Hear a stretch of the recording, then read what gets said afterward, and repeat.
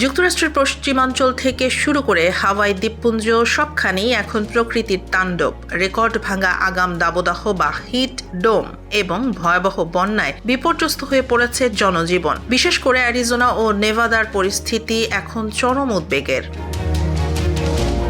অ্যারিজোনার ফিনিক্সের টানা ৩ দিন তাপমাত্রা ১০৫ ডিগ্রি ফারেনহাইট ছাড়িয়েছে, যা মার্চের ইতিহাসে একটি নতুন রেকর্ড। গ্লেনডেলে একটি এয়ার শো চলাকালীন প্রচণ্ড গরমে অসুস্থ হয়ে পড়েছেন ৪ শতাধিক মানুষ, যাদের মধ্যে ২৫ জনকে হাসপাতালে ভর্তি করা হয়েছে। আক্রান্তদের মধ্যে বেশিরভাগই শিশু এবং বয়স্ক। হিট ওয়েভ বা দাবদাহের এই সতর্কতা এখন ক্যালিফোর্নিয়া থেকে শুরু করে টেক্সাস এবং ক্যারোলাইনা পর্যন্ত ছড়িয়ে পড়েছে।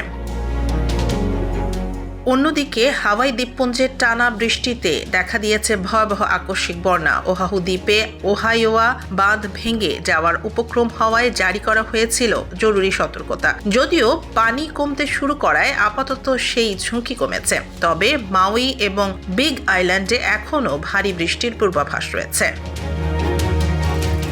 পাশাপাশি নেব্রাস্কা এবং সাউথ ডাকোটাতে জ্বলছে বিশাল দাবানল। নেব্রাস্কার ইতিহাসে বৃহত্তম মরিল ফায়ার ইতিমধ্যে ৬,৪০,০০০ একরের বেশি বনভূমি পুড়িয়ে দিয়েছে। যদিও দমকল কর্মীরা এটি নিয়ন্ত্রণে আনার চেষ্টা করছেন, কিন্তু শুষ্ক আবহাওয়া এবং দমকা হাওয়া নতুন করে আগুন ছড়ানোর ঝুঁকি বাড়িয়ে দিচ্ছে।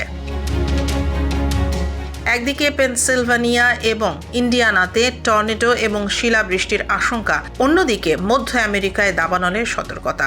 সব মিলিয়ে এক চরম প্রতিকূল আবহাওয়ার মোকাবেলা করছে যুক্তরাষ্ট্র। স্থানীয় প্রশাসন নাগরিকদের নিরাপদ আশ্রয়ে থাকার এবং জরুরি সতর্কতা মেনে চলার পরামর্শ দিয়েছে।